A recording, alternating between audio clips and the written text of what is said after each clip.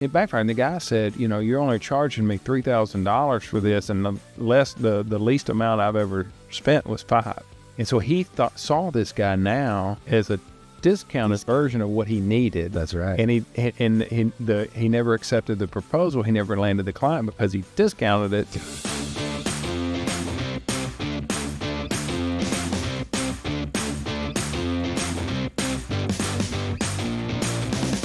Are you from Northwest Arkansas? No, I grew up in Central Arkansas. Okay.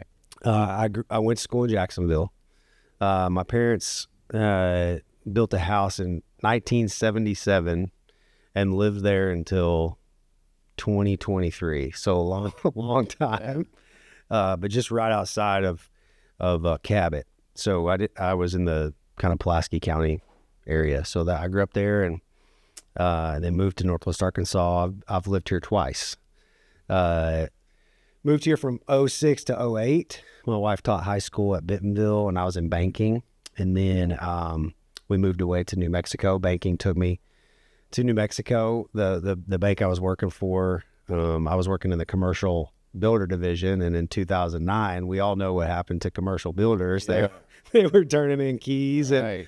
all kinds of stuff. And so I transferred within that bank to New Mexico and ran a division there for, we lived in New Mexico for 10 years. And then we came back here in 2018 to Fayetteville. My wife taught at the U of A, and I was working in nonprofit supporting the U of A. So we lived in Fayetteville, put down roots, and now we're not going anywhere. This is it. This is where we'll stop. Okay. So, all right. In my mind, as you're telling this story, I am trying to connect the dots between banking and Ozark mix. Yeah. I mean, what's up? What's up? Yeah. So I graduated with a degree in advertising and public relations, and my first job out of college was I was working for a market research firm in Tulsa. So I went to school in Tulsa, and I just so happened to work for the guy who was a part of the first launch of the glass bottle Starbucks Frappuccino. And so I got to work on that brand. I got to work on focus group ad layouts, so I was designing ads for Starbucks. I mean, it was cool, right? And so everything that I, hoped for out of college, I was getting to do right away. But then he sold his company while I was working for him. Did you know this? I didn't know. Okay. No, I had no idea. And he comes and he says, hey, I've just sold my company. We're going to transition over to them, and I'm retiring in the next, it was like 6 weeks. And we worked above, we were in downtown Tulsa, and we worked in the Bank of America building. And I had no other option. I was about to get married, and I needed a job. And I go downstairs to the bank, and I literally talked to the private banker down there, and I said, hey, I just found out that my boss is selling the company I'm working for. Does the bank need any marketing help? And they were like, we just so happen to yeah, we actually do have some available positions. You should apply and that sort of thing. Long story short, Alan, I was hired to work for Bank of America in a sort of hybrid role of back then. When you're in the branches, you could kind of do pretty much everything. So I learned the banking side, but I also was in marketing for the market there. And so develop collateral and just different things like that for them. And I mean, I couldn't even spell CD, I didn't even know. I was like, what are we doing here? But really there, I learned the art of just sales and customer development and acquisition and learn the back end of just how deals are structured and mortgages and lending and all of that. And so from there, I transitioned to New Mexico, where I led a couple of branch retail locations in Santa Fe and Albuquerque. But in the middle of all that, I really just felt like I always wanted to own my own business. Mm-hmm. And I was recruited away from banking, a guy who we went to church together, and he knew my wife my wife and his daughter went to high school together. And he owned an audio visual company in New Mexico, and it supported like big entities like Northrop Grumman, Sandia National Lab. I mean, these are just big companies. And so he recruited me away to be his account manager and integrate audio visual, which I had a background in college, and do installs and sell big multi-million-dollar media projects, basically. Two companies. Two companies. Corporate. Yep, corporate. Yeah. And then we would go in and install equipment and, just all kinds of stuff like that. And so that's kind of how I learned just the side of like sales that is just different than interactions of people just kind of walking in off the street and you just sell them something. This is more relationship building, and these sales cycles are long, and proposals and everything is networked and things like that. That was just you like different. that better? Yeah, I'm much better, right? And that gentleman wanted to sell his company. He was ready to retire, and he wanted to sell his company. We were in conversation about that. I worked for him for almost 5 years, but my wife finished her PhD and got a job offer to come back to Northwest Arkansas and work for the University of Arkansas. And I, at the time, was also involved with an organization called Young Life, and I went to work for them.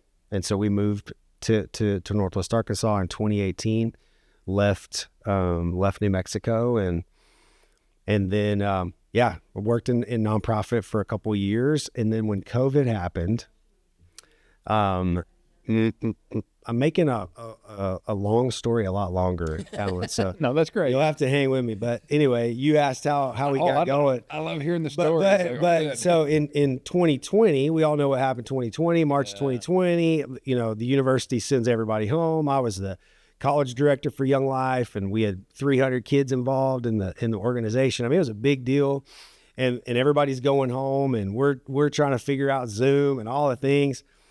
Well, when things kind of started opening back up in Arkansas, a friend of mine who owns a wedding venue here in Bentonville called the Ballroom at I Street.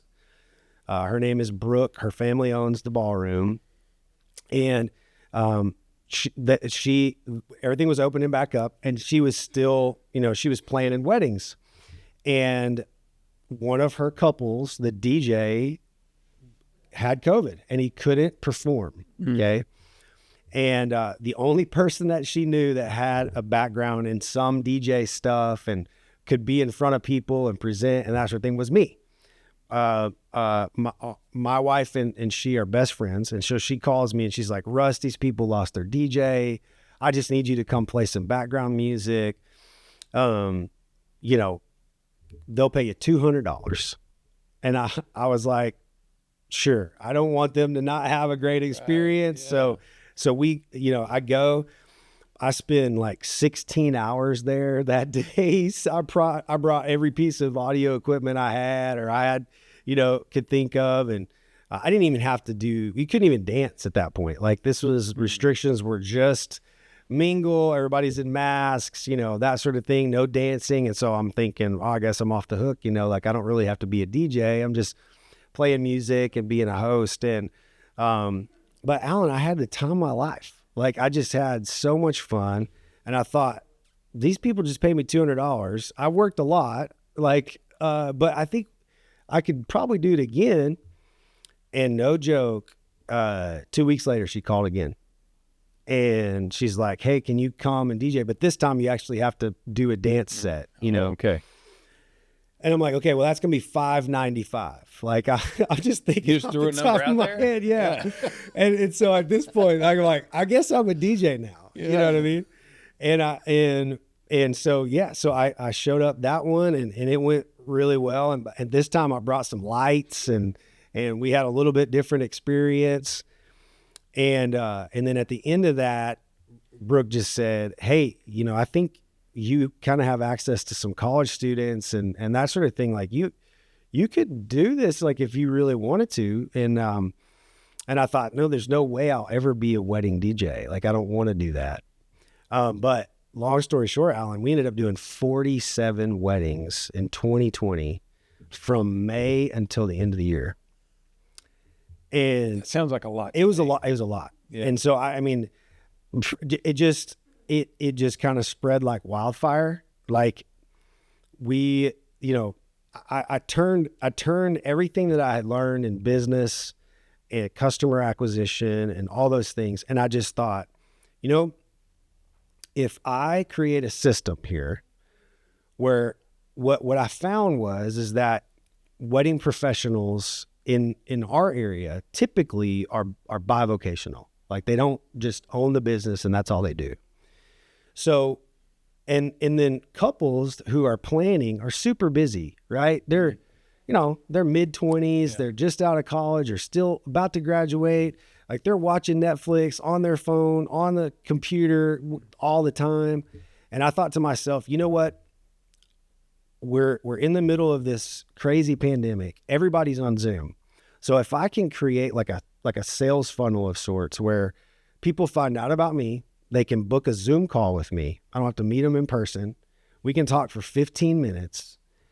I can propose them packages and we take a 50% retainer and then the rest is due a month before the wedding. I think we have a business here. And so that's what I did. And so I started meeting with people over Zoom because that was the normal thing to do. And lo and behold, we ended up doing 47 events and we've scaled, we do 200 plus now yearly. So it's wild. And so well, let me say this. I'm going to take a minute and put my business coach hat on and tell you, I spend a lot of time on team development and understanding people. Yeah, I know that. To build teams, right? Yeah. This is what I heard. Now, I heard your story. Sure. I was listening. Yes. Yeah. And I'll say this. My wife is the psychiatrist. I am not. So I'm not going to throw out big words. I get it. But what I heard was as you evolved throughout your career, you interact with people. The more that you could interact with people, you kept migrating towards the interaction with others. Yes. So that kept drawing you down that path. And I heard driving forces like harmonious, right? It's about the experience. It's about everyone having a good time. And that, to me, I was visualizing this path that you went down. And the more you got of that, the more it it spurs me on. It spurred me on. There's so much satisfaction in seeing people have the time of their life, or based on something that I was a part of, it brought them joy, Right. And so that's really important to me. So absolutely. So the New Mexico audio visual thing, you're like, that's when you got the first thing. I kind of like this thing, whatever this thing is. I like this. And then the more you were able to use that to interact with others is where this thing, and just by chance. Yeah, it really was. Came into I'm not going to say divine intervention, but I'm going to say divine intervention. Very much so. And I would totally, agree with that. And, like I said, there's a bigger plan for most things, right? Yeah. And I think we were just in the right place at the right time. And I had just so happened to be working with college kids for the last 5 years and understand that demographic so well. And I understand how to talk with them and ask questions to get information, and then assumed a little bit and thought, yeah, I think they want this type of experience, and let's try to give it to them. Yeah. And so that's exactly how our business model is. Yeah. So as you, this is what I'm thinking as I'm hearing your story. You were listening to yourself, right? So you were, right. I don't know how much you are being present, but you were in tune with what made you tick. Sure. Was that planned, or is that you were just listening? I mean, I think it's really an interesting concept when we step out and we really kind of lean into the strengths that we have versus paying a lot of attention to weaknesses, because there's a lot of things that I'm really not good at. right? like I'm not good at organization. I hate files. Like even as a banker, you know, I don't know if you've done this, but you take these like career assessments, things that you should do. And for, 8 years, I was a bank manager or a, corporate private banker. And that was the last thing on the list of career assessments that I should have been doing. But I slogged it out, So when I discovered something that I really, really enjoyed and it didn't feel like work, I wanted to pay attention to that and be the very best at that I could possibly be. Right. And so when we really got into Ozark Mig, after the first year, I was still working a full-time job doing all this. And after our first year, my wife and I looked at each other and she was just like, I think we just have to make a decision. Like, if this is something that we feel like you can scale and build a team, then let's go for it. And she, even my kids, they would say, Dad, you just seem so happy when you come home from work, and that meant a lot to me, and so I just had to pay attention to that and say, wow, yes, I really do. I love this. And so just to kind of lean into that and just try to be the best at that I could be, I think really has been the piece for success for us. Is like, I really still really enjoy it. You know what I mean? Yeah. It's more than money. Oh, it's more, so much more. But the money still has to there. come. It has to be there. Yeah. And, good business people know that, understand cash flow and that sort of thing. And so but we can work on that, like, and hone that in. But I think if you make a mistake, if you build a business around something that you think is a good idea versus something that that you can do long term, and we had and I didn't know that until we were in the middle of this business because I'm just an entrepreneur at heart. So I've built lots of different side hustles, and a lot of them have just flopped, right? Yeah. But we know that like things take off and it's just, that's what you got to do, so. Yeah. So this is a trust your gut, but to me, it's, I've always used trust your gut, but really it's not in your gut. It's it's here and here. Experience.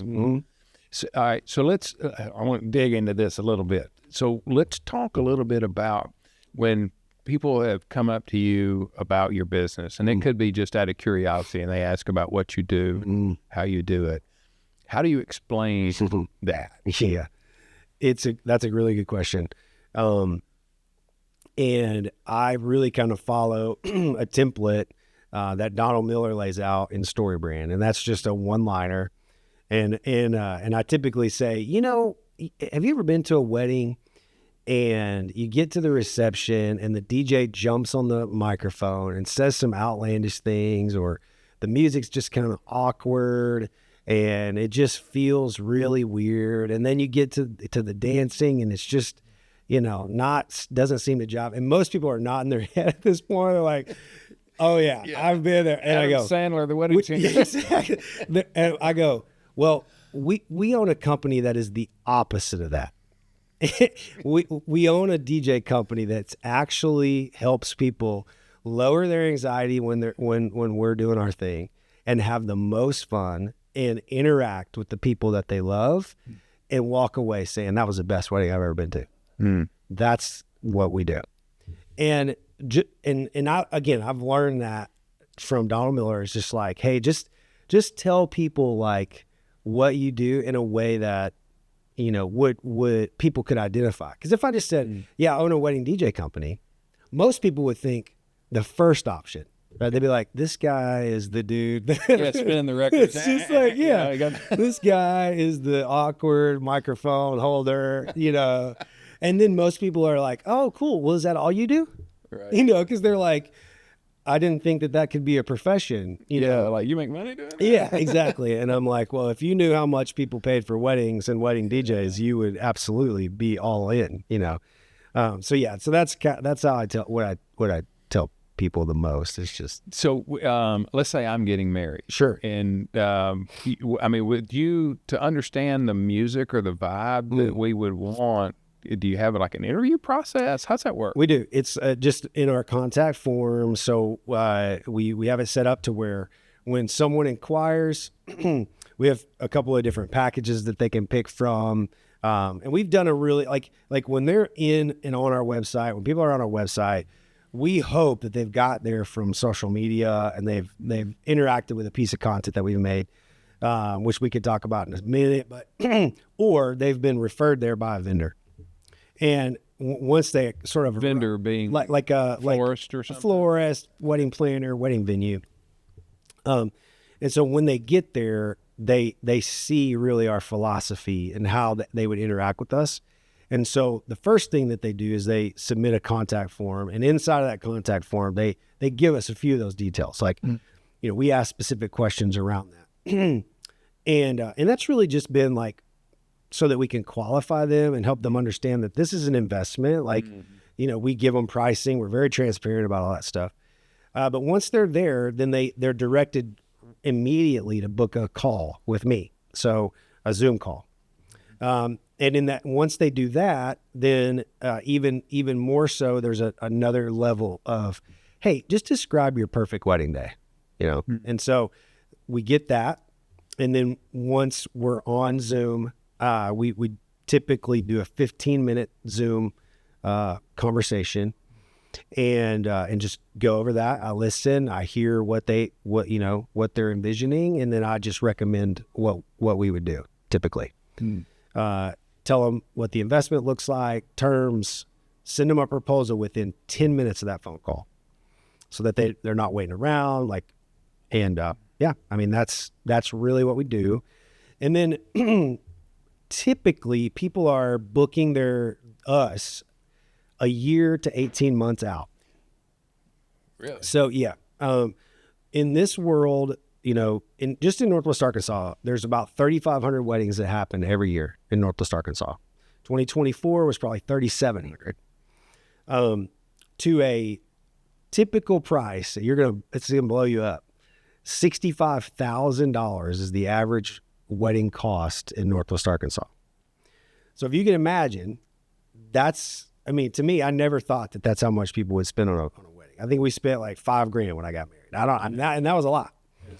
So, as we move through this, it's got to be a level of professionalism that we understand. It's like, no, we have to present this in a way that it makes people feel at ease that we've done this before, right? So once we are in that conversation, typically, like I said, it's 12 to 18 months because in this world, when you're trying to hire people that have done it a bunch, they're only going to have a certain amount of dates open, right? So, and fortunately, we've been able to build that. So throughout the year, they get about every other month, they'll get an email from myself or my team that really preps them in the next step that they need to take. Part of that is inputting, their ceremony vibe, their cocktail music vibe, their dance vibe. And then 45 days out from their wedding, we do another Zoom call with the DJ that's assigned to them, with our logistics manager, and then the couple. And they go over everything, and then they show up. Our team shows up that day, and they have the time of their life. That's the process. So let's dig a little bit on this entrepreneurial side of it in pricing. I have this conversation with business owners quite often about how they charge for their services. Sure. And I had a guy that I was working with, and he quoted as a client that he wanted. He'd been been chasing this guy for like 9 or 10 months. Yeah. Finally got to where he could sit down with him and give him a proposal. And he wanted the business so bad, he discounted what he normally charges to try to land this guy. Yes. And it backfired. I bet. It backfired. And the guy said, you're only charging me $3,000 for this, and the least amount I've ever spent was $5,000. And so he saw this guy now as a discounted version of what he needed. That's right. And he never accepted the proposal. He never landed the client because he discounted it to try to. So that I reflected on that when Yes. you were talking about what you charge. Yes. Well, I mean, we kind of have a saying around Ozark Mix. It's just like, if we bend over backwards for people in pricing, they never reciprocate. Typically and I had to learn that the hard way, right? Like, my first wedding, I charged $200. Then I charged $595. Then it was like $795 flat for a long time, like almost a year. But Alan, it was so weird, man. Like, I sat down with a mentor and they looked at my pricing and they analyzed my dollar, how long I was at the place.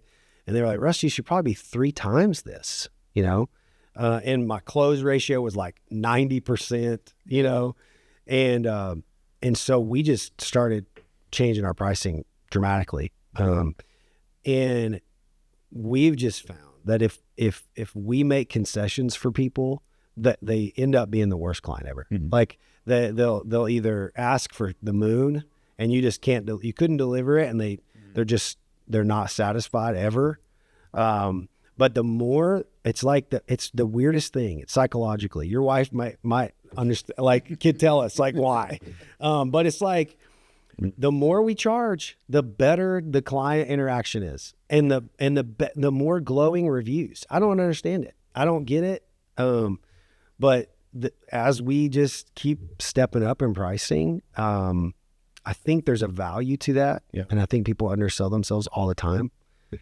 I know I have.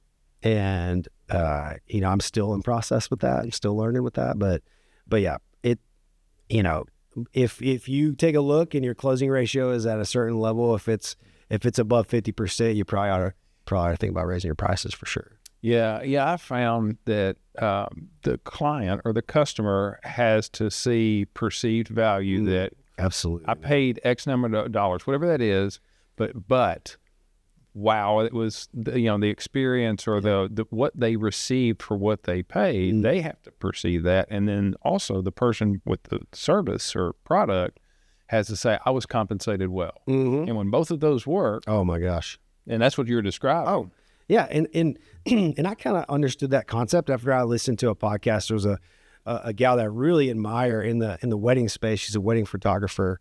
And she lives in California, but she travels all over the world to shoot weddings. And she was on a podcast, and she was saying, yeah, my pricing used to be, $6,500. And I thought, oh my gosh, that's a lot of money, for photos.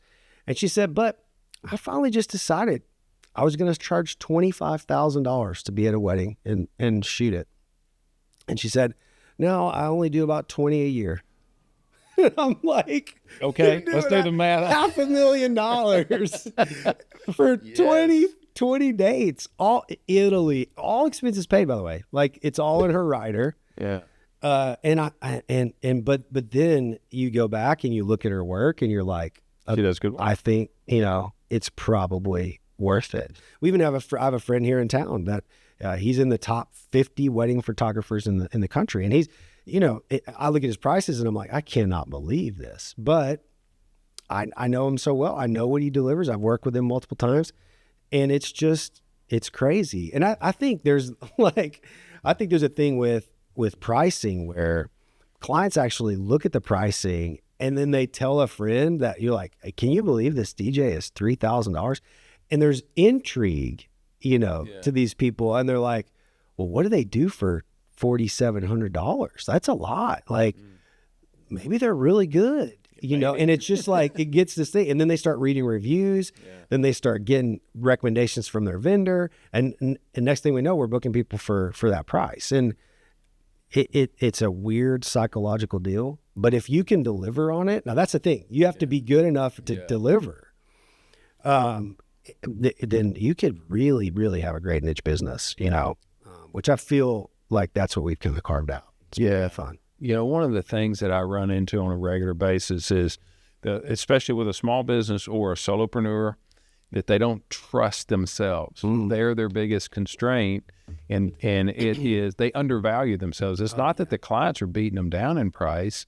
They're like, well, I only made $100,000 last year. I'm going to ease up to 100, maybe try to get 125 or 150, but they're delivering, say, $300,000 or $400,000 worth of value. Yes. And so they're undervaluing themselves. And it sounds like you quickly figured that out. Well, I don't know if it was quick, Alan. I mean, there were a lot of nights sweating, loading the trailer where I was like, I'm not charging near. There's no way I'll do this again. In August when you're just sweating. Listen, man.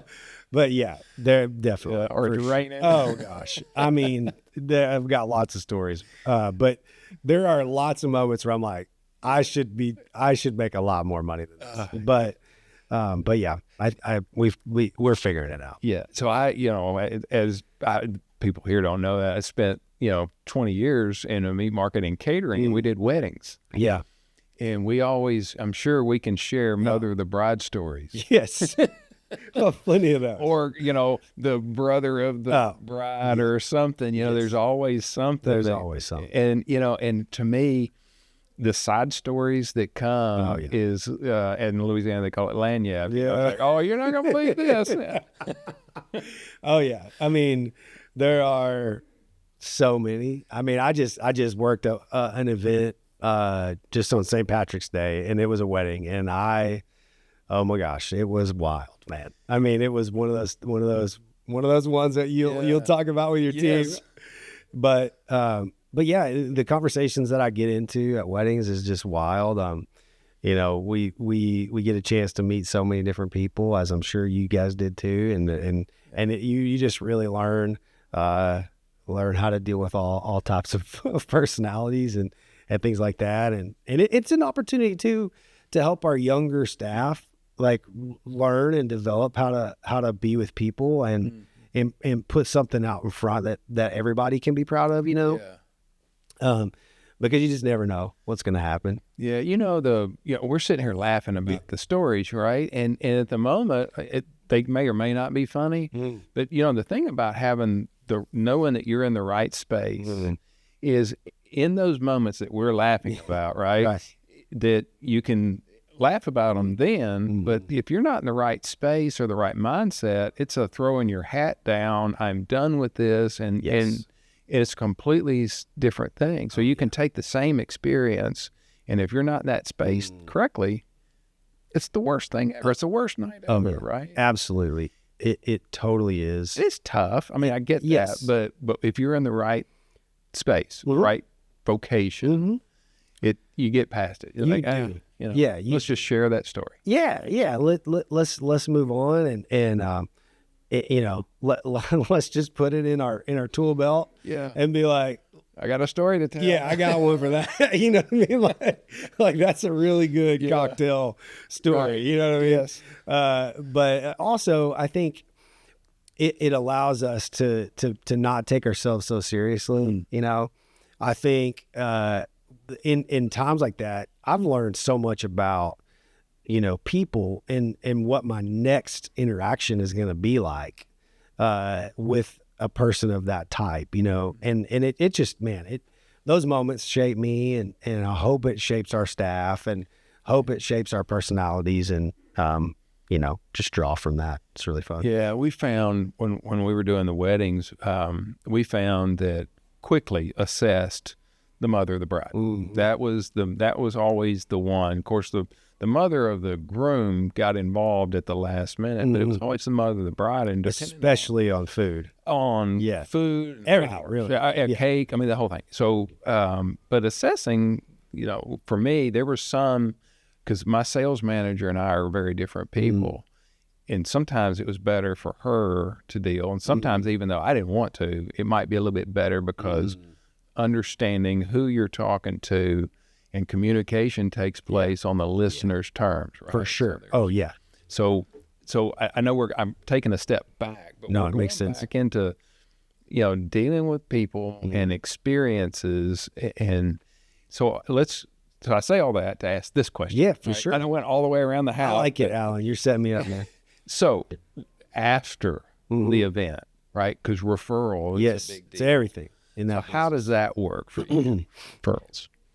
Yeah, so we've got a pretty solid system with this. you know,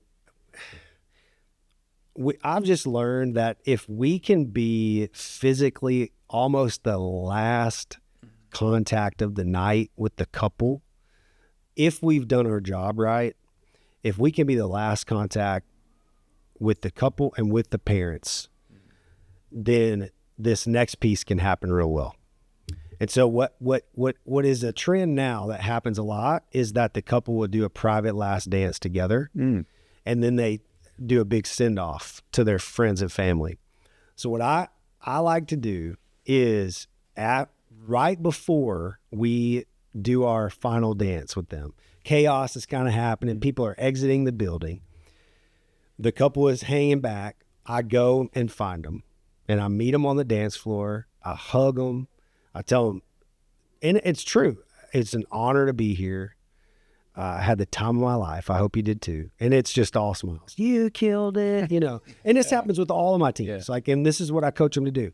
Same thing with mom and dad. They're typically the last people that are leaving before they go out. So I hug them, you know, tell them, you know, and then I'm like, are y'all ready? Let's do this last one. And I walk back to the booth. I hit the thing and I walk out. Right. Oh, wow. And so that's it. It's just them. It's just them. Then they go meet their family if that song's over. Well, the very next day, because we all know that, like, if you're going on the honeymoon or whatever, you're waiting at the airport, whatever, you're checking email, you're on your phone. So the very next morning, it's automated in our system that we send out a request for a review right away. And typically what's happening is the mom is included into that system. Then the couple is in there. Everybody's email gets it. We have 3 different places that we want them to do. And in fact, I give them, hey, you know, you could say something like this. I even say that in the email. You could say something like this: Ozark Mix was the best DJ service ever. You know, I'm teasing there, but I'm like, yeah. But I'm like, no, for real. If you could drop us a review. If you hate us, say that too. Like, really. We haven't ever had anybody do that. Yeah. But I would say that's really helped us when it comes to just getting a review and having a referral from those clients. It's just like, we just try our best to make that last moment, you know, a connection point again with the couple. This is like come full circle now, you know. We started at running sound for your ceremony. Now we're here at the most intimate moment of the night, and we're finishing it off. It's really cool. Yeah. You know, what I just heard was compassion. Well, that's true. I mean, you have compassion for the couple. You have compassion for the parents, and compassion is your key to the referral. You said it. I mean, but it doesn't. I don't think you can manufacture it, right? Yeah. Like, I think that's what some people mistake. It's just like, I really, really want them to love it, you know, and it means a lot to me when they do, you know, and it means a lot to me because I think I got into this at a time where my kids are a little older. My daughter's 16. I'm starting to think a lot. When I hear dad speeches at weddings, I get choked up a little bit more now. Yeah, you're living in that. But I've been in this mode here now for the last like 5 years of like, I'm living this out myself. And I know how hard it is on parents to get to the point that they are, to let their kids go. Like, I'm starting to really understand that. And so I think that last moment is just like, proud of you guys. You know, this is a big deal. Yeah. Like, don't let this moment pass thinking that this wasn't a big deal. This is a big deal. So well done, mom and dad. Yeah. You know? Yeah. So it's kind of cool. Yeah. It's a really cool. It's not kind of, it's way cool. It's a really cool. Yeah. Yeah. Wow. You know, this is like episode like whatever. I've done like 60 something. You are grinding, bro. And this is the only one where compassion, I connected compassion with the way in which you get referred. Man, that really means a lot. Man. Yeah. It really means a lot. I mean, it really does. I mean, that's, if we can do that and we can be remembered as that, we win, you know, every time. So I appreciate that very much. Well, if I can see it, then I know others can see it. I hope so. We hope to keep doing it for a long time, and it's We've got a great team. I don't do as many weddings as I used to do, but the team is amazing. They're amazing. Yeah. So well, that's great. We have a good time. Well, thanks for being on the podcast. I'm going to have to end it there because, man, I don't know where we go. Well, it's an honor, and it's so good to be with you today. And love what you're doing, and I appreciate you having me on. All right. Very much for being here. You bet.